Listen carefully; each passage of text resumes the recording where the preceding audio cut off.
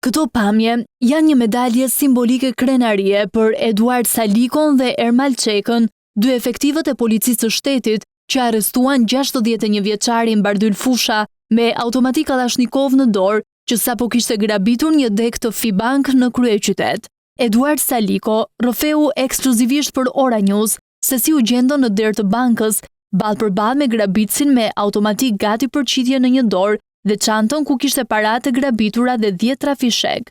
Në moment jemi përplasur me autorin tek dera e bankës. Armën në një dorë dhe çantën në krahun tjetër. I bëm thirrje mos ndërprit veprimet dhe mos reagonte.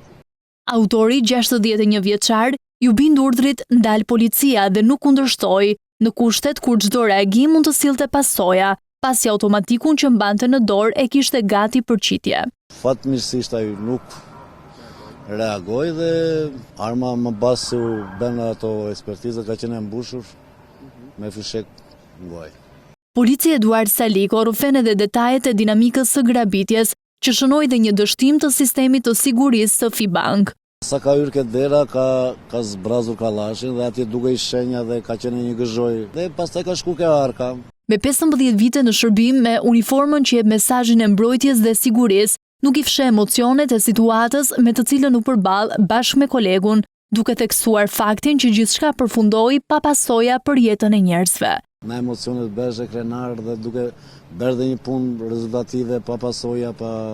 Edhe një mesazh për të rinjt që kanë veshur apo duan të veshin uniformën blu. Është punë e bukur dhe nëse e kemi qejf e bën me pasion.